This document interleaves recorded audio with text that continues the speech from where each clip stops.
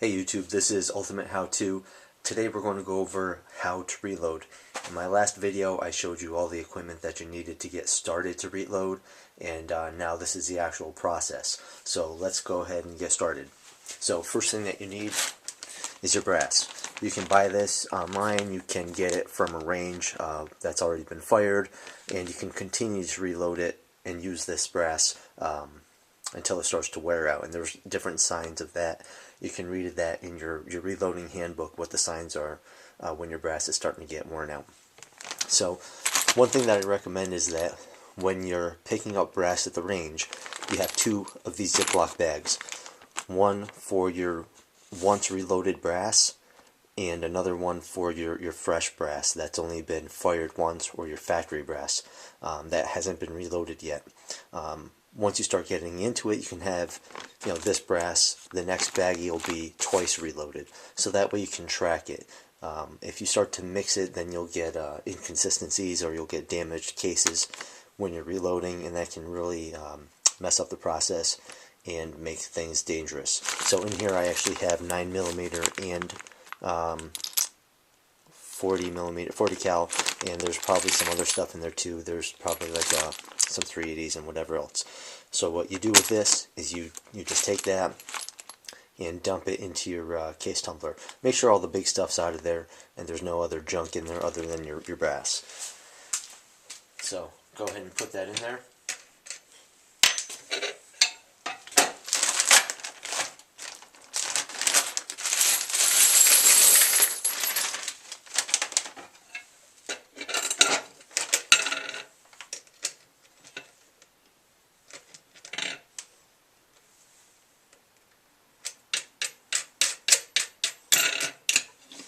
You don't want that to be too tight, but just tight enough so that way it's not going to come off. Once you have your brass in there, turn it on. You can leave it on anywhere from half an hour to an hour. I generally leave it in there for about an hour, and it comes out pretty clean at that point. You can polish it afterwards with a different type of media and some polisher fluid in there. I don't do it. It's not necessary. I'm not trying to win any beauty pageants with my brass. It still works great and it's super accurate. So turn that on, leave it on. Like I said, I leave it on for about an hour.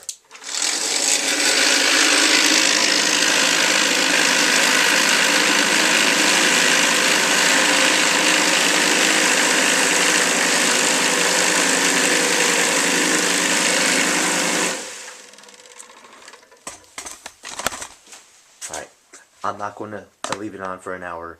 I'm going to use some other brass for the next steps. But once that's done being tumbled, you dump that media into this thing, into a media separator. You dump everything into here, right in there. Close that up. Close this, and you can see this red dust that's everywhere. If you touch it, it gets all over the place, and you don't want to do that. This stuff can be hazardous if you breathe it in. So put all the stuff in there, shut it nice and tight, roll it around for about a minute or two. Once you're done, all that media is going to collect at the bottom of this. Your cases are going to be in here, and all you have to do is take out the cases. You can wipe them down by putting them on a towel and just rubbing the towel with the cases in there. That'll get a lot of the red stuff off. Or you can even put it in your ultrasonic cleaner, and clean it off that way. If you use an ultrasonic cleaner, you just want to make sure that it dries sufficiently afterwards. You want to leave it out for a couple days and just make sure that there's no moisture in there. If you have moisture in your cases, your powder is going to get stuck together, and that's not a good thing either. Alright, so next, you want to get your clean brass. I have some clean brass right in here. You want to separate it out so that way it's just one type of brass. This is all 9mm. Nothing else is in there. No 40s, no 380s, no 223s, nothing. Now what you have to do is lube this up. So to do that, the easiest way that I found is you get another baggie and you just dump a bunch in there.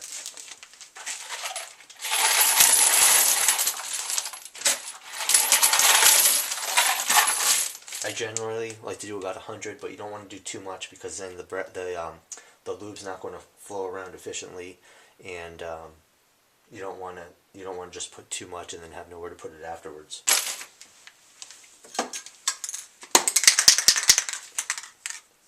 I use Hornady One Shot. I like it because it's a spray as opposed to something else where you have to put on a pad and then do each case individually. That's just a waste of time and it's a pain in the ass. So we'll do the One Shot. Spray it in there. And that's a fine amount. This stuff spreads pretty well and gets everywhere. And then just do this. We'll take some of the air out.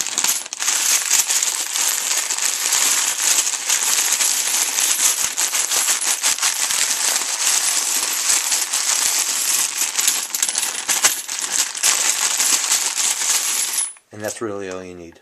The lube is just supposed to go around there, and that helps with the sizing of it mostly. For all the other processes, you don't really need it. Once you start to put the powder in there, and we're using a progressive press, so it's all going to happen at once, and you'll see that the powder will get stuck to this, but it's no big deal because these cases the lube will actually dry out. What you can do is aerate these out for a couple minutes after you've lubed them, but I found that it's not really too important. So from here, I'm going to put them in my case collator. Now my press is already set up with the dies. I already know the overall case length, and I know the bullet seating length, and that's already set up. So is the powder. That's already set up for, I'm doing 4.6 grains for 9mm. Right now it's all set up for 9mm. So you want to find all that stuff out in your manuals, in your reloading handbook. I'm using a Lee Loadmaster. I just went onto the website, and there's a couple other websites that show you how to set up each die. Set them all up, you tweak it a little bit, and then you're set. You don't have to mess around with it anymore. I have another plate, another one of these plates here. When I want to use that, I just unscrew this, take that whole plate out, I put the new plate in. That one's set up for a different caliber, that one's set up for 40. And then the only thing I really need to change is by putting this in there. And I can just unscrew that and put it back in. And then that'll set you up for different calibers.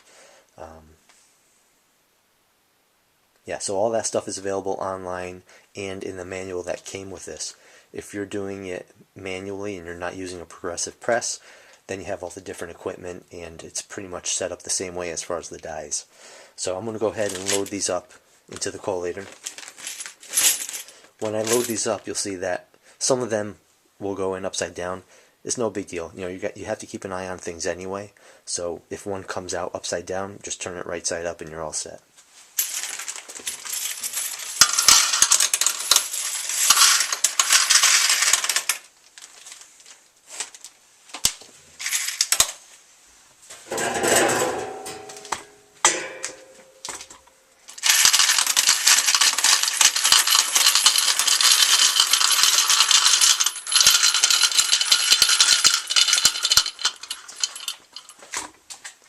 So the reason why I got the Lee specifically is for this case collator and the case feeding system. The Hornadys and the RCBS and a lot of the other ones, you have to buy a separate case feeder, and that can end up costing you, for a mechanical one, or that can end up costing you a couple $100s more. And I figured, why, when this is just fine. This is actually perfect. It fills it up. You know how many you have in there. That right there, those 4 tubes, that's about 100 cases. So then I can just continue with it, and when I see that that's low, I can just add more, and I don't have to keep standing up and looking into the collator to see how many are in there. So a couple things that you want to make sure before you start to load. You have enough powder. I'm using Win 231 in here. I filled this up. This right here can probably make about 400 to 500 bullets using what I'm using. Like I said, I'm using about 4.6 grains.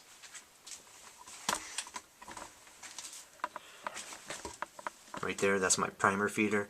That holds about 100 at a time, and you always want to keep an eye on this, that the primers are feeding and that they're not stuck, or the tube's not full. If that's not full and the primers aren't falling down, then your bullets aren't getting primed, and you're going to have to pull them, separate the bullets, and you're going to get powder all over the place. It's just a pain in the ass. Just always keep an eye on that. You are going to have some primers that don't feed correctly, that aren't seated correctly. It just happens.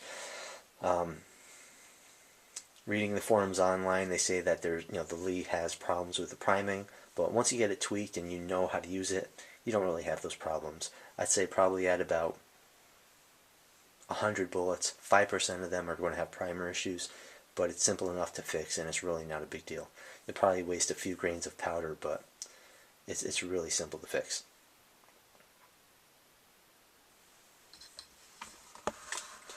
So the things that you have to watch out for when you're loading is definitely the primers, the cases that they're right side up, and the powder. You want to just do an eyeball check every once in a while and make sure that there's powder going through. You should see this too. So you want to make sure that this up here has enough powder in there as you go along. But this, like I said, that can do about 500 bullets. No problem. I don't have to keep an eye on that necessarily. So next thing, you're all set up with your cases. Actually, before you do this, you should have your projectiles. And right here, I'm shooting 124 grains. These are full metal jackets. Right there, round nose. These are great for me for target. I don't need jacketed hollow points for this round of bullets. It's just for planking and just for fun. So I've already looked this up in my manual, right in here. I know what my overall length is, my case length. I know what my powder grains are, and I know what my bullet seating length is, and that should all be set up before you start with the actual process of making mass amounts of bullets. So for that, you're going to need your scale,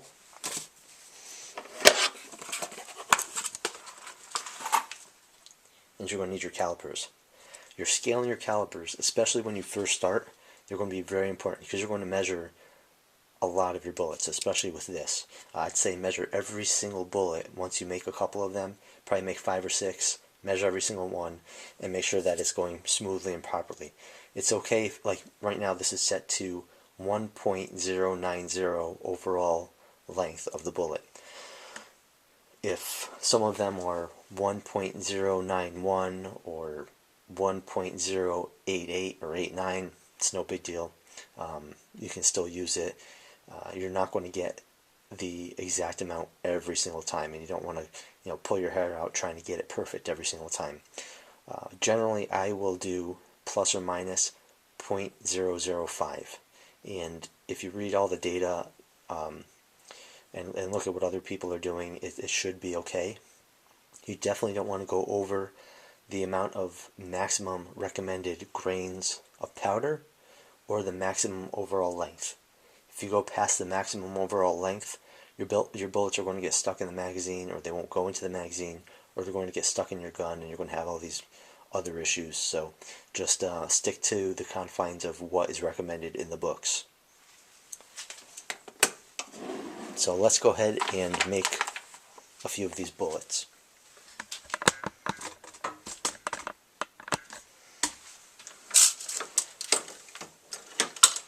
So the way this progressive loader is, it feeds the bullet into station 1, and I get stuck right away. There we go. So it feeds it into station 1. If it doesn't feed it for whatever reason, you can just go ahead and push it in there. It'll happen every once in a while. These machines aren't perfect, but most of the time it works fine. That leads me to something of note. With this unit, with this machine here, the case feeder, this thing here, every once in a while it's not going to push it into the shell plate all the way, so you just have to lube this plate right here. Once you lube it with some white lithium or even some engine oil, Lee recommends engine oil. Then it starts to slide just fine and you don't have to worry about it. So right now it's in station 1. Station 1, the way I have it set up, it's going to deprime it and it's going to size it. So right now it just deprimed and sized it. You hear a little click and that's the primer falling down into the bottom right here. Once this is full, there's a little thing you can pull out back there and dump all the primers into a garbage. So right now it's ready for station 2. So as I push, it's going to go into station 2 and then a new case. I should lift that up. As I push this forward, that station 1 is going to go to station 2. That's going to get primed, and then a new case is going to go into station 1. Just like that. So as I push up, that's going to go into station 1, and all the way up to the top of this ram, that's going to get primed. When you're doing this, you want to make sure that these primers are moving and that there's no space back here where the primers are getting stuck or you don't see them flowing through.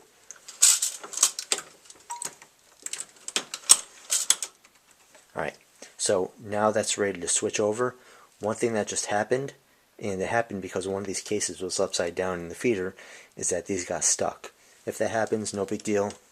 Just pull it out, give it a little bit of slack. Pull that out, and you can even just feed it right up on top again, and then fix the next one. So now it's ready to go to station 3. Station 3, it's going to get flared, and it's going to get powdered all at the same time. If you use the auto disc that comes with the Lee stations, it does it automatically. With this RCBS powder measure that I bought, I had to buy a separate expanding die. You're going to have to buy separate expansion dies and dies for your different calibers anyway, even the shell plates. This shell plate that I have for the Lee Loadmaster does 40 and 9mm. I'm not sure if it does 380s, but it does those two, no problems. I just had to buy separate die sets. Alright, so now we're ready for station 3. That's going to put the powder charge in there, and it's going to flare that case.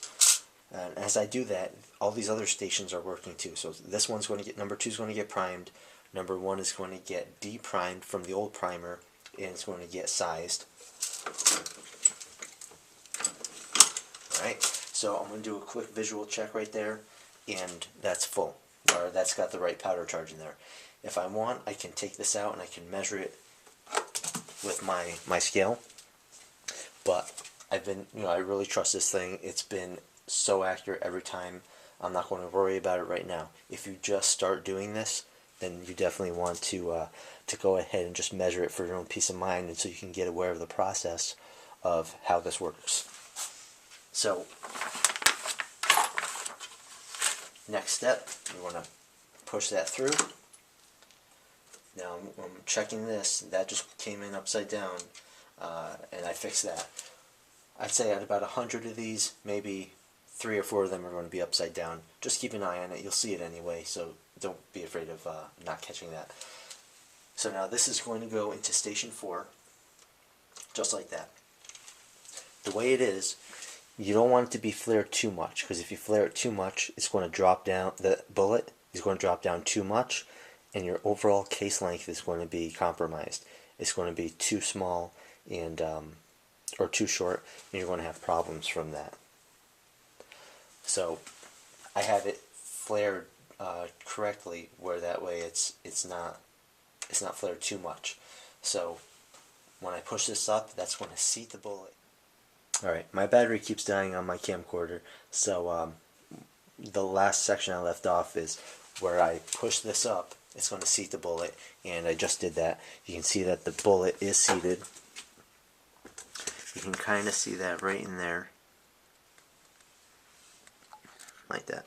So when I push this ram up again, it's going to switch.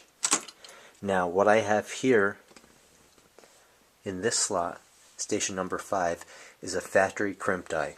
You don't really need it for what I'm doing, but I have it because I bought the factory crimp die set, and it was like an extra $5 or something, so I figured I might as well put it in there. But like I said, it's not even needed for the setup that I have currently without this factory crimp die. So I'm going to do it again. I'm going to put another bullet in here. You can see right there that it's got the powder in there. And what you can do, and I would actually recommend it when you first start reloading and you're getting it all down, is taking this out, the last bullet you made before you do the factory crimp die, if you decide to do it, and check it with your calibers and make sure that it's within the proper guidelines for the overall case length. So let's go ahead and push this up. That's going to seat this bullet to the proper length. It's going to put powder into this case and flare it. It's going to prime this deprimed case, and it's also going to deprime the old primer and size this old case here all at once. And it's going to do the factory crimp on station number 5.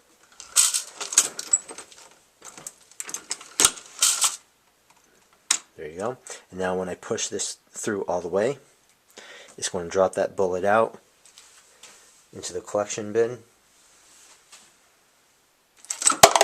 just like that. And you start the whole process over again. So like I said, what you want to do is you want to make sure that all these are the proper length as you go through.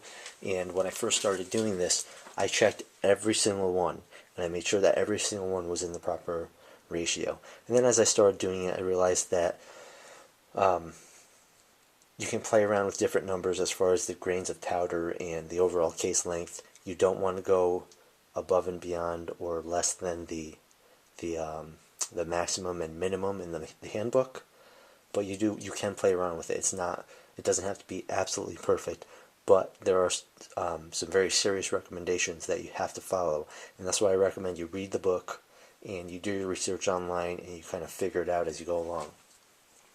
So let's go ahead and check this out. So like I said, this is set for 1.090, and we're at 1.088, which is fine for me. The primer's seated okay, and that's good. So if the primer does not get seated okay or properly, there's different ways that you can fix that. It's happened to me a few times where the primer has been put in sideways or even upside down, and at that point you have to pull the bullet using the bullet puller, and you can reuse all this.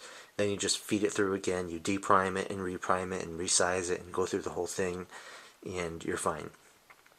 If this is not in all the way, for some reason you forgot to pull the ram down all the way, what I've done is I've taken all the primers out of this thing here. I put the bullet in station 2 and very carefully have the primer seater push that back in just a little bit, or just enough to get it right. For this Lee Loadmaster, when you set up the priming apparatus, you want to make sure that the primer ends up flush. You don't want it in too deep, and you don't want it sticking out at all. So once you do that, it's all set, and you don't have to mess with it anymore. And on the Lee, I don't know how it is with other reloaders, but it's really easy with the Lee.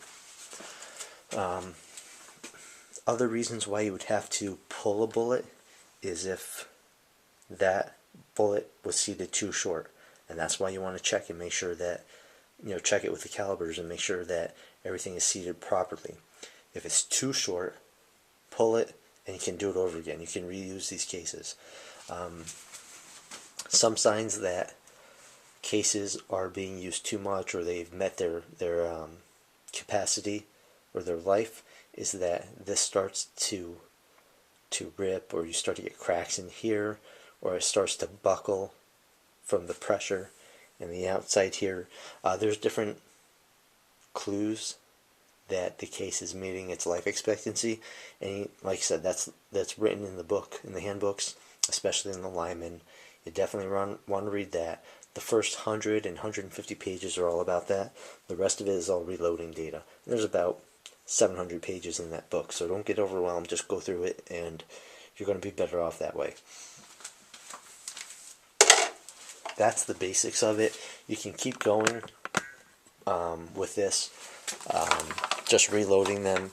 Put on some music, but and start doing it. But you definitely want to focus and pay attention to what's going on.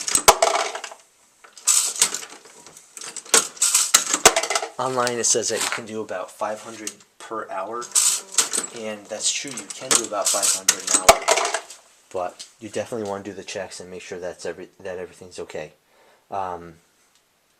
That's pretty much it. If you have any questions, go ahead and email me, or you can write them in the comments section. I will put other videos up on reloading and different things that you can do and some different tricks. If your bullets are too long, if the overall case length is a little bit too long, go ahead and you can even put them separately without anything else in the stations. You can put them separately in station 4 and just resize it just a little bit, and you'll be fine. You don't have to pull it or do the whole process over again. So go ahead, have fun with it, experiment, and if you have any questions or comments, post them on the website, post them on YouTube, and let me know what's going on. All right?